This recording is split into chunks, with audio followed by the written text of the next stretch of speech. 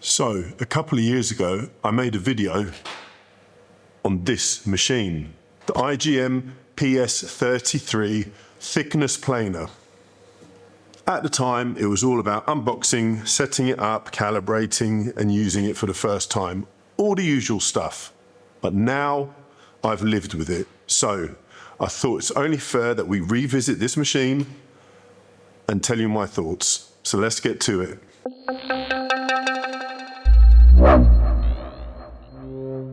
I keep coming back to IGM's PS-33, and quite honestly, I wasn't expecting that, especially after getting the Jet, which does the planing, it does thicknessing, and it pretty much does everything this does, with one exception.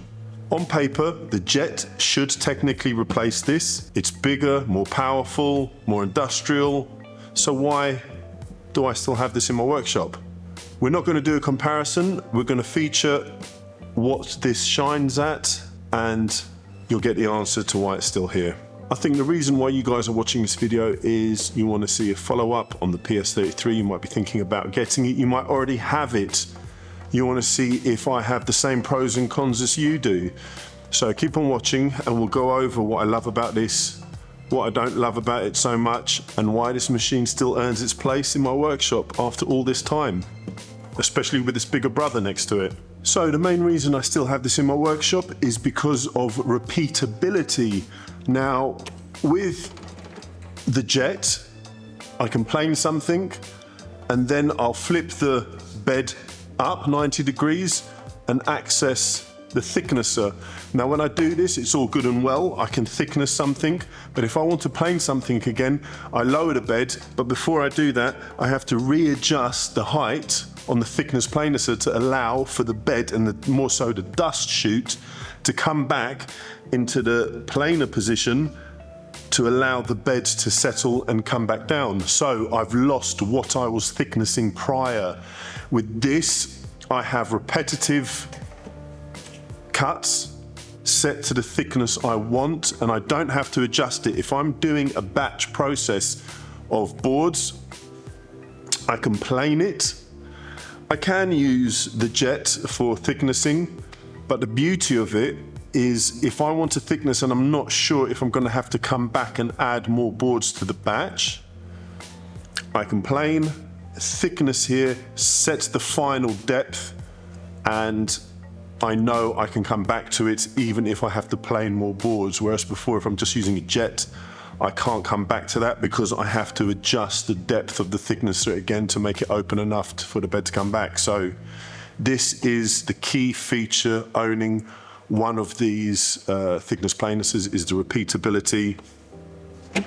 And if you haven't already seen the video for the unboxing calibration, I'll link it somewhere here and watch it at the end of the video. So going back to this, what I love about this machine is, like we've just covered, the repeatability. Now, second to that, the cutter head and the power is absolutely amazing. It's not skipped a beat. I really like the way it tells you how much it's going to take off your stock. If you've had a planer thicknesser like the DeWalt or I believe the Shepherd, but I've only had the DeWalt thicknesser, and there was a spring, like a piece of metal that would flex and tell you the depth you're cutting. This uses a ball bearing, which I did cover in the other video, and so far it's been really good. I did have to adjust it sometimes, so you just take this off. You can see the ball bearing here, and you have some screws. You have the securing screws, 2 of them, and you have a pivot screw in the top which will level this gauge out. So you just do that until you're happy with its consistency and that it's level and flush with the entrance to the cutter.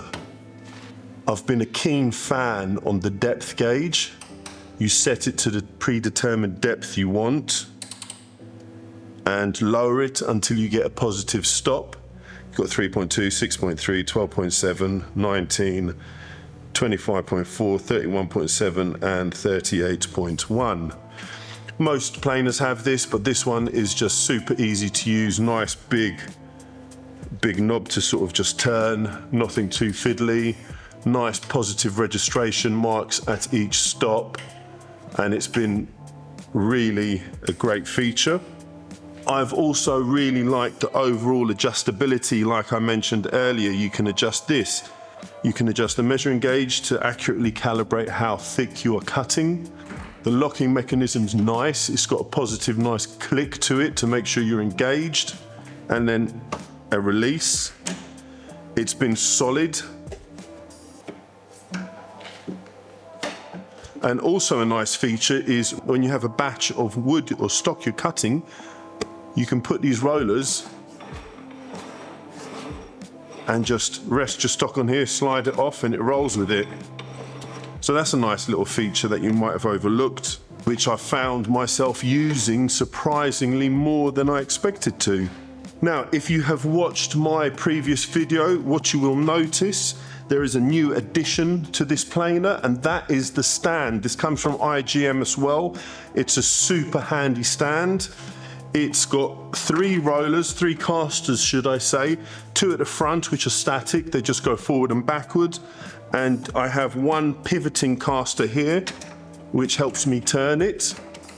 And what's great is once I found a position for the planer, because this thing is so convenient, I just move it around to wherever I'm working. All you simply do is just lower the lever, it raises the 2 front casters, and you have a steady unit which isn't going anywhere. And then once again, when you're ready to move, boom, press the lever down and off you go. So overall, having used this now for a good many years, it's come with me to my new workshop, which we're in at the minute. It's been a staple to my workflow. I would say from my experience having used the DeWalt, I think it's the 733 here in Europe, I'm not quite sure, maybe 733QS, whatever it is, this is by far my favorite planer that I've used. And from friends, I've had friends who've had the Matibo, the Shepard, the Good. I'm trying to think what else I've had access to.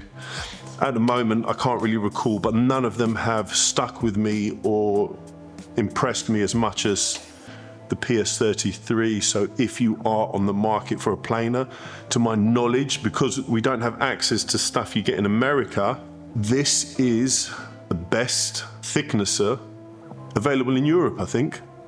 I've not seen many with the helical head, and just the sturdiness, the functions, and the overall efficiency of it, really.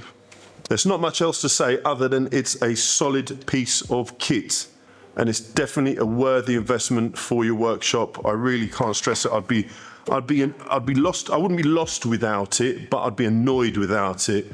I do have a go-to, a fallback with my jet in terms of thicknessing, and I do use my jet for bigger dimensioned pieces. Going to the jet, 40 centimeters, you can't do it on this, but for everything else, I'm pretty much going to this thicknesser. Now, having, let's say, glazed the PS-33 for a few minutes here, I am going to mention some things I don't like. Not plural, it's, to be honest, just one little thing that irks me. It's not the end of the world. If I turn it round, we're going to have a look at the dust extraction. Now let me say this has got the best dust extraction out of any of the small format thicknessers. It is immense. What this kicks out without a vacuum attached is crazy. If you put your hand here when you're running, it's just nuts. I'm going to show you some B-roll and you'll see it for yourself. But one thing that kind of irks me is this connection here. It just feels like it could be a little bit more sturdy. This attachment, should I say, not the actual receiving unit, but this attachment. I've added this mag clip myself. It's 3D printed, so it doesn't come with the machine. but this square to round adapter just doesn't feel great because it tightens from here and just leaves this a little bit loose. But that's it. It's not actually ever come off on me, so it's not that bad. It's just something that I notice. So it's not the end of the world. Finish of the wood when it comes out is on point. I calibrated it when I had it and it's been pretty much golden ever since. The stand is a really nice feature. I'll be sure to link it in the description below. It's a nice addition. Kind of just bolts in on 4 corners. And what else can I say? It gets my seal of approval. You will always see this in my workshop. Like I said before, it's the best small format thicknesser I've had. I can't really see any complaints. What I think I failed to mention in my previous video is when I first got it, like normal thicknesses, you have this adjustment screws which will adjust the height of the bed, so you want it running flat to the main bed. What I failed to realize is that there is a pivot adjustment on the edge, on the big bolts on the edge here and here. Now these screws, let's give a good demonstration. These screws adjust the bed so it will raise from the front, from here, the front, and comes up, but it still stays where it stays down here. Now, if you have a sort of bump or a stop, or it's not smooth transitioning all the way through the bed, that's where these pivot screws come in, because you've got the height set here, but let's say you want to raise the lip so it's flush, or I think the word's coplanar, but you want it to be flush with the main bed. So you pivot these and it will raise it or lower it however you need. So that's a super nice feature which I overlooked when I had the first video done. Other than that, from the questions I've received on the previous video, no, I do not regret this machine. I will buy it again, and I recommend any one of you guys, this is the machine you want if you're on the market for a thicknesser, especially in Europe. It's the only one that I know of with a serious helical head. There is another which I did look into it. I personally didn't like it. The spiral was made of aluminium, and I just think that this, which is like an iron steel spiral itself, the actual spiral is a solid, thicker, bigger unit. You're going to get more longevity and less flex, less play, and it's got more teeth, and the carbide teeth, they're replaceable, and obviously it's a 4-edge carbide tooth, so you can 1, 2, 3, 4 turn it on each 4 sides as one side dulls. This is a pretty short video. I've done it because I want you guys to know what I know about this machine. Years down the line, I hope it helps you make your decision if you're on the market for one, if you're considering this, or maybe you don't even know about this and this is the first time you're watching this video and never seen this. This is the thicknesser to get. It's a solid unit. Watch the other video that I did, unboxing calibration. I'll post a link here.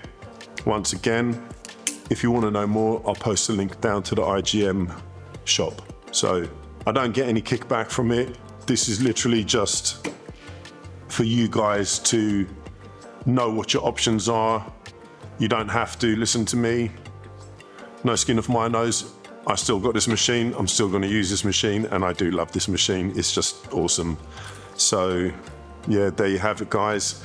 If you've enjoyed this video, if it's been useful, if it's been helpful, please smash that subscribe button, hit the like button, leave any questions you've got down in the comments, and I'll get back to you. So until the next video, guys, happy woodworking. Peace.